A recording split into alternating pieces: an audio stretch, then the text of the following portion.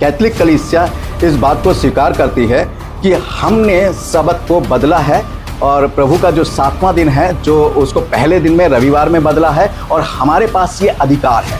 अब ये सोचिए, ये अधिकार जो है ये परमेश्वर की आलोचना करना नहीं है, परमेश्वर की निंदा करना नहीं है।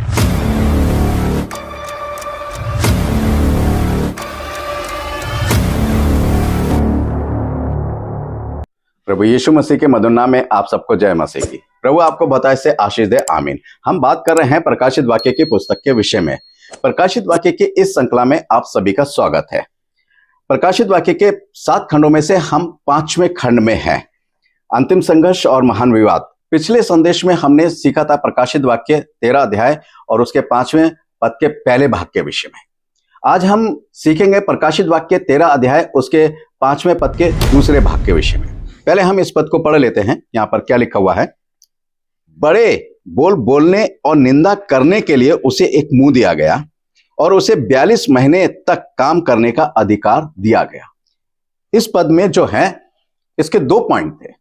पहला था बड़ा बोल बोलने और निंदा करने के लिए एक मुंह दिया गया और दूसरा था उसे 42 महीने तक काम करने का अधिकार दिया गया। हमने पहले पॉइंट के विषय में सीखा था कि बड़ा बोल बोलने और निंदा करने के लिए उसे एक मुंह दिया गया। यह मुंह क्या था, किस तरीके से था, यह हमने सीखा इसके बारे में। फिर हमने सीखा कि किस प्रकार से यह परमेश्वर की निंदा करता है, परमेश्वर के वचन को बदल देना, परमेश्वर की आज्ञाओं को बदल देना।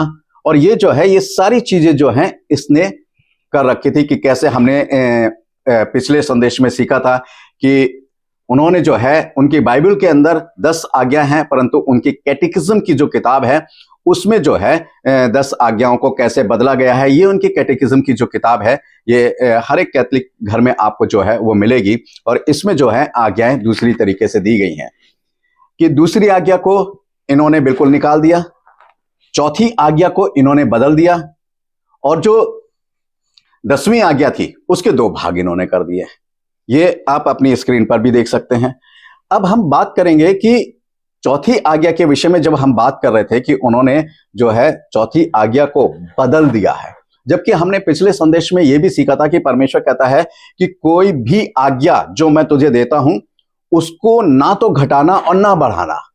और हमने प्रकाशित वाक्य की पुस्तक से भी सीखा था कि इस भविष्यवाणी की पुस्तक में से कुछ भी ना घटाना ना बढ़ाना, क्योंकि परमेश्वर जो है उसका भाग जो है वो जीवन की पुस्तक में से निकाल देगा। बिल्कुल साफ जो है परमेश्वर के वचन में जो था लिखा है। चौथी आज्ञा के विषय में हमने सीखा था, यानी चौथी आज्ञा जो है परमेश्वर का वचन कहता है कि परमेश्वर के दिन को पवित्र रखना। जो 7वां दिन है, जो शनिवार है, उसको जो है पहले दिन में कैसे परिवर्तित कर दिया गया। ये पिछले संदेश में हमने कुछ पॉइंट सीखे थे, परंतु आज जो है जो कैथोलिक कलीसिया के स्टेटमेंट हैं उसके बारे में बात करेंगे। यहां मैं आपको बताना चाहूंगा कि कैथोलिक कलीसिया जो है वो सबसे पहले उसके बारे में बात करेंगे कि उसके स्टेटमेंट क्या है। कि बिल्कुल साफ शब्दों में है कि रविवार कैथोलिक कलीसिया की जो है वो स्थापना है और इसका पालन करना और इसकी रक्षा करना केवल कैथोलिक कलीसिया के सिद्धांतों पर ही होगी। बिल्कुल साफ जो है वो ये बात कहते हैं। पवित्र शास्त्र के आरंभ से अंत तक एक भी ऐसा पद नहीं है जो साप्ताहिकी सार्वजनिक आराधना को सप्ताह के अंतिम दिन से बदलकर पहले दिन में आदेश दे। ये वो इस बात को कहते हैं। ये बात जो लिखी है द कैथोलिक प्रेस, सिडनी, ऑस्ट्रेलिया, अगस्त 1900। मैं आपको दे रहा हूं, आप इसको पढ़ सकते हैं। ये बहुत स्टेटमेंट है, मैं सब नहीं पढ़ूंगा, मगर मेन जो है वो मैं आपके आगे रख रहा हूं कि उनका जो स्टेटमेंट है कैथोलिक कलीसिया का वो क्या कहते हैं। दूसरा जो पॉइंट है यहां पर मैं आपको बताना चाहूंगा, प्रेस्बिटेरियन, बैप्टिस्ट, मेथोडिस्ट और उन तमाम दूसरी कलीसियाओं को याद दिलाना अच्छा है कि रविवार का पालन करने के लिए बाइबल उनकी मदद नहीं करती है। रविवार की स्थापना रोमन कैथोलिक कलीसिया ने किया है और जो लोग उस दिन का पालन करते हैं वे रोमन कैथोलिक चर्च की आज्ञा का पालन करते हैं। यह बात जो है priest Brady lecture printed news मार्च 18 1903 में जो है ये लिखा गया।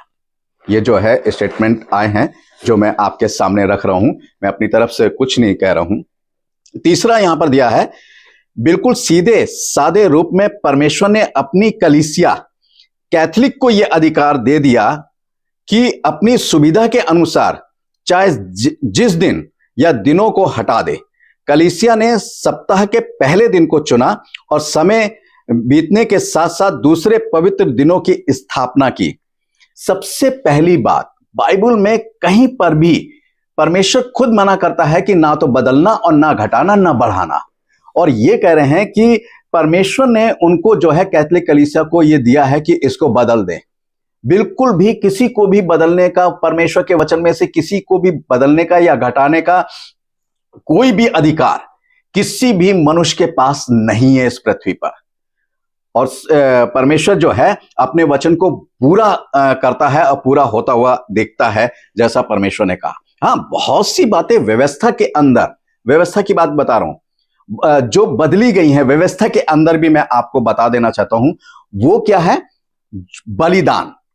प्रभु यीशु मसीह के बलिदान के बाद सारे बलिदान खत्म हो गए। फिर आप किसी भी प्रकार का कोई बलिदान महत्व नहीं रखता है। वही एक बहुमूल्य बलिदान है जो यीशु मसीह का हुआ और किया गया। उसके अलावा जो है, अगर आप कहें और भी बहुत चीजें बदलने का अधिकार मनुष्यों को है या बदल दिया गया, वो नहीं। वो तो ऑटोमेटिक यीशु मसीह के बलिदान के बाद ऑटोमेटिक सारे बलिदान अपने आप समाप्त हो जाते हैं। तो यहां इन चीजों को समझना है। चौथा यहां पॉइंट है कि प्रोटेस्टेंट सार्वजनिक आराधनाओं के लिए शनिवार के स्थान पर रविवार को स्वीकार करते हैं, जिसे कैथलिक कलीसिया ने बदल दिया था। परंतु प्रोटेस्टेंट बुद्धि यह नहीं समझ पाती है कि रविवार का पालन करने से वे उस कलीसिया के प्रवक्ता अर्थात पोप के अधिकार को स्वीकार करते हैं। अवर संडे विजिटर 5 फरवरी 1950। मगर एक बात मैं आपको बताना चाहता हूं कि बहुत से लोग ये कहते हैं कि प्रेरित लोग जो थे रविवार को एकत्र होते थे, इकट्ठा होते थे। बाइबल के अंदर लिखा हुआ, बिल्कुल सही बात है, गलत नहीं है। रविवार को इकट्ठा होते थे। किस लिए इकट्ठा होते थे, किस कारण इकट्ठा होते थे, यह समझना जरूरी है, इसको जानना जरूरी है। परंतु जब आराधना की बात आती है, जब वर्शिप की बात आती है, तो सब लोग जो है सप्ताह के 7वें दिन जो है यानी शनिवार को जो है वो इकट्ठा होते थे। मैं अभी स्टेटमेंट की बात कर रहा हूं, इसके बारे में भी हम बाद में चर्चा करेंगे। 5वां पॉइंट है इसके अंदर, यदि प्रोटेस्टेंट धर्मशास्त्र अनुसार चलें तो उन्हें परमेश्वर की आराधना सबत के दिन करनी चाहिए। रविवार के पालन करने से वे कैथलिक चर्च की आज्ञा का पालन कर रहे हैं। जैसा कि हमने पिछले संदेश में भी इस बात को सीखा था कि कब रोमन कैथलिक के द्वारा जो है सबत का दिन जो है बदल दिया गया, किस समय बदल दिया गया। फिर एक पॉइंट और मैं लास्ट में देना चाहता हूं, हम शनिवार की जगह रविवार को पवित्र दिन इसलिए मानते हैं कि कैथलिक कलीसिया ने शनिवार की पवित्रता को रविवार में बदल दिया है। अब मैं आपको प्रोटेस्टेंट कलीसियाएं जो है वो क्या कहती हैं, है तो बहुत ढेर से, मगर मैं गिने चुने नाम जो हैं वो आपको बताना चाहूंगा कि प्रोटेस्टेंट कलीसियाएं जो हैं वो क्या कहती हैं। बैप्टिस्ट चर्च की हम पहले बात करते हैं। यहां लिखा है सबत को पवित्र रखने की आज्ञा दी गई है, परंतु यह सबत का दिन रविवार नहीं था। जैसा भी हो, ये जो विजय भावना दर्शाते हुए कहा ही जाएगा कि सबत को 7वें दिन से उसके कर्तव्य, उसकी पवित्रता और उसकी सुविधा के साथ सप्ताह के पहले दिन रविवार में बदल दिया गया है। इस विषय पर हृदय से इस विषय को जानने की इच्छा मैंने इन वर्षों का अध्ययन किया है। मैंने स्वयं इस बात का बदलाव देखा, जो मतलब ये लेखक है और वो कह रहा है कि धर्मशास्त्र में कहीं पर भी सबत को सप्ताह के 7वें दिन के स्थान पर जो है, सप्ताह का जो पहला दिन है उसको 7वें दिन के स्थान पर सप्ताह के पहले दिन में बदलने का कहीं पर भी उल्लेख नहीं दिया गया है। ये जो है आपकी स्क्रीन पर जो है इसका नाम है कि ये कहां पर लिखी हुई है, आप देख सकते हैं। लूथरन फ्री चर्च जो है, जब पवित्र शास्त्र में ऐसी कोई एक भी जगह नहीं जहां प्रभु यीशु मसीह द्वारा या उनके शिष्यों द्वारा ऐसी आज्ञा दी गई हो कि पवित्र सबत को रविवार में बदल दिया जाए, तो फिर इस प्रश्न का उत्तर देना नहीं है कि किसने इस सबत को बदल दिया और उसे ऐसा करने का अधिकार किसने दिया। बिल्कुल सही बात है। जब परमेश्वर के वचन में कहीं ये बात लिखी नहीं है तो ऐसा हम क्यों करते हैं, आप देख सकते हैं इसको भी। और प्रोटेस्टेंट एपिकोस्टल जो है वो क्या कहते हैं, अब दिन तो सातवें दिन से पहले दिन में बदल गया, परंतु धर्मशास्त्र अनुसार इस बदलाव का कोई निर्देश मिलता नहीं है। अतः हम इस परिणाम पर पहुंचते हैं कि यह काम कलीसिया के अधिकार से किया गया है, ना कि परमेश्वर के अधिकार से। यानी स्वयं जो है, यहाँ बैप्टिस्ट फिर से एक बात कहते हैं, और वो क्या कहते हैं, धर्मशास्त्र में कहीं भी सप्ताह के पहले दिन को सबत नहीं कहा गया। यहां बिल्कुल साफ लिखा हुआ है धर्मशास्त्र में, सप्ताह के पहले दिन को सबत नहीं कहा गया, और ऐसा कहने का धर्म शास्त्रीय अधिकार भी नहीं मिलता है, बिल्कुल भी कोई अधिकार किसी को नहीं है। अब ये देखिए, ये बैप्टिस्ट फिर से इस बात को कह रहे हैं, प्रेस्बिटेरियन भी इस बात को मानते हैं जो रहे, और सारे लेख जो हैं आप वहां पर पढ़ सकते हैं, आपके स्क्रीन के ऊपर हैं। रविवार के दिन कोई काम ना करें, पवित्र शास्त्र में एक शब्द भी, जरा सा भी इशारा भी नहीं मिलता है। ये प्रेस्बिटेरियन जो है ये कहते हैं। एंग्लिकन जो है, बाइबल में हमें कहीं पर निर्देश नहीं दिया गया है कि पहले दिन को माने। हमें सातवें दिन के पालन करने की आज्ञा दी गई है, परंतु कहीं पहले दिन के पालन करने की आज्ञा नहीं दी गई है। यहां पर जो है आप देख सकते हैं। लास्ट में मैं आपको बताना चाहूंगा कि मेथोडिस्ट जो है, ये बिल्कुल सत्य है कि बाइबल में बच्चों के बपतिस्मे की कोई आज्ञा नहीं है, और ना ही सप्ताह के पहले दिन को पवित्र रखने के लिए कोई आदेश है। बहुतों का विश्वास है कि मसीह ने सबत को बदल दिया, परंतु उसी के शब्दों में हम देखते हैं कि उसके आने का उद्देश्य यह नहीं था। जो लोग ये विश्वास करते हैं कि मसीह ने सबत को बदल दिया, तो वह उनकी कोरी कल्पना पर आधारित है। आप अपनी स्क्रीन पर जो है ये सब चीजें देख सकते हैं कि कैसे जो है इन चीजों को बदल दिया है। और भी कई हैं, क्रिश्चियंस चर्च भी जो है, स्वर्ग के सभी शास्त्रों में कहीं भी ऐसी साक्षी नहीं मिलती है कि सबत बदल गया है या इसका स्थान रविवार प्रभु के दिन में ले लिया गया है। कि कहीं पर भी ये चीजें जो हैं वो नहीं मिलती। आप इन चीजों को देख सकते हैं। और फिर ये बदला जो है ये कैसे गया? अरे चलिए, आप इन बातों को भी नहीं मानते हैं तो एक चीज और है जो मैं आपके सामने रखना चाहूंगा, और आप जो है इन चीजों को बहुत अच्छे से समझें।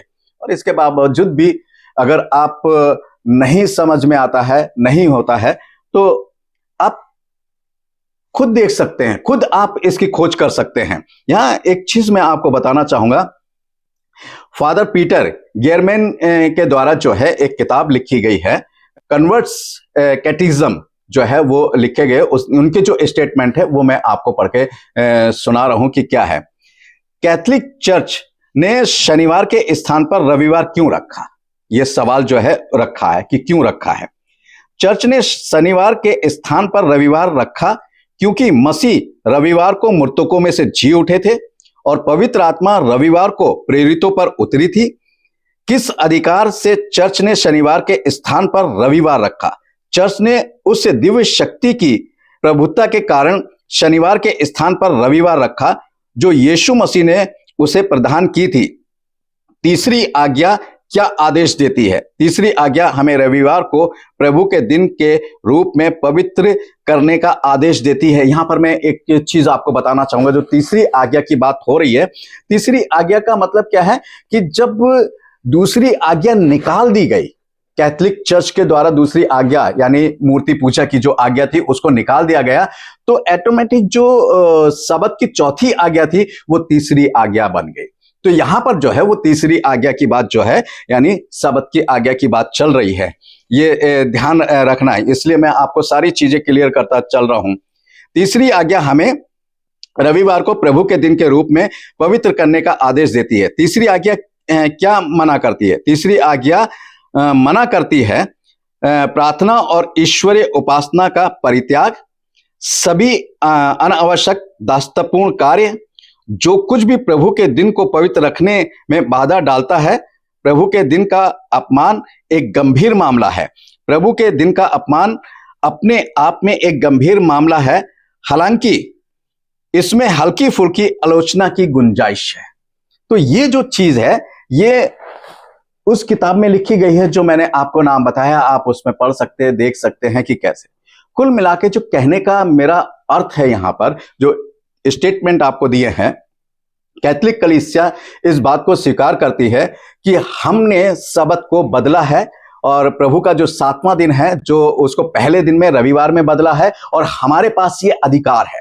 अब ये सोचिए, ये अधिकार जो है ये परमेश्वर की आलोचना करना नहीं है, परमेश्वर की निंदा करना नहीं है।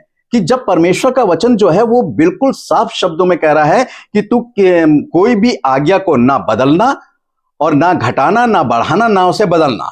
बिल्कुल साफ परमेश्वर का वचन इस बात को कह रहा है कि तू बिल्कुल घटा बढ़ा नहीं सकता है। परंतु वो कह रहे हैं कि हमारे पास ये अधिकार है। या तो परमेश्वर झूठ बोल रहा है और परमेश्वर झूठा हो नहीं सकता, क्योंकि परमेश्वर ने जब कहा कि मैंने किसी को अधिकार नहीं दिया, मैंने मना करा है कि कुछ भी नहीं घटाना, कुछ भी नहीं बढ़ाना, कुछ भी नहीं बदलना, तो फिर परमेश्वर सच्चा है। फिर कैसे, कब परमेश्वर ने कह दिया कि बदल दो? किस दिन परमेश्वर ने कह दिया कि इस चीज को बदल दो या इसको घटा दो या बढ़ा दो? ऐसा कहीं पर भी नहीं लिखा। दूसरी चीज, जो प्रोटेस्टेंट कलीसिया हैं वो इस बात को मानती हैं कि सब्त का जो दिन है, वो 7वां जो दिन है, वो शनिवार है और वही परमेश्वर का आराधना का दिन है, रविवार नहीं है, क्योंकि बाइबल में कहीं से कहीं तक नहीं है।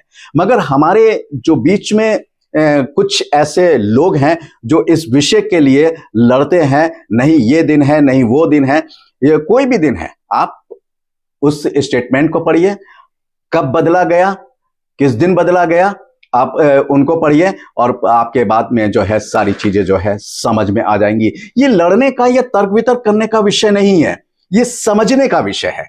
आप समझ सकते हैं, मान सकते हैं तो आप मानिए। अगर आप रविवार को आराधना कर रहे हैं तो मुझे तो कोई प्रॉब्लम नहीं है, कोई चिंता नहीं। क्यों? मुझे इसलिए चिंता नहीं है क्योंकि हर एक बात का न्याय परमेश्वर करेगा। और जिस समय परमेश्वर न्याय करेगा तो क्या परमेश्वर अपने वचन के घटाने बढ़ाने का न्याय नहीं करेगा? परमेश्वर गलत शिक्षा का न्याय नहीं करेगा, वो भी करेगा। मैं गलत हूंगा तो मैं उस चीज को भुगतूंगा, और अगर दूसरा कोई गलत होगा तो वो उस चीज को भुगतेगा।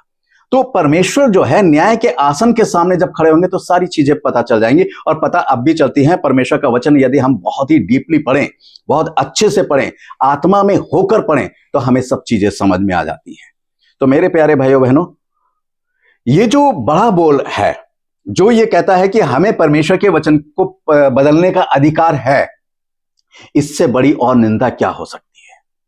कि किस मनुष्य में इतनी ताकत है जो परमेश्वर के वचन को, परमेश्वर के लिखे हुए को बदल दे? कौन बदल सकता है परमेश्वर के लिखे हुए को? और इसलिए मेरे प्यारे भाइयों बहनों, जो परमेश्वर के वचन में जैसा लिखा है उसको वैसा मानने में, वैसा स्वीकार करने में कोई हानि नहीं है, बल्कि परमेश्वर खुश होता है अपने वचन के माने जाने से, अपने वचन के पूरा होने से, जब हमारे जीवन में होता है। तो आइए हम परमेश्वर के वचन की गहराइयों को समझें और उन चीजों को समझें कि कहीं बड़ा बोल बोलने वाला जो मुंह है, जिसने परमेश्वर के वचन को बदलने के लिए कहा है कि हम बदल सकते हैं, कहीं हम उसकी श्रेणी में तो नहीं खड़े हैं? कि हम परमेश्वर की निंदा करने वालों की श्रेणी में तो नहीं है?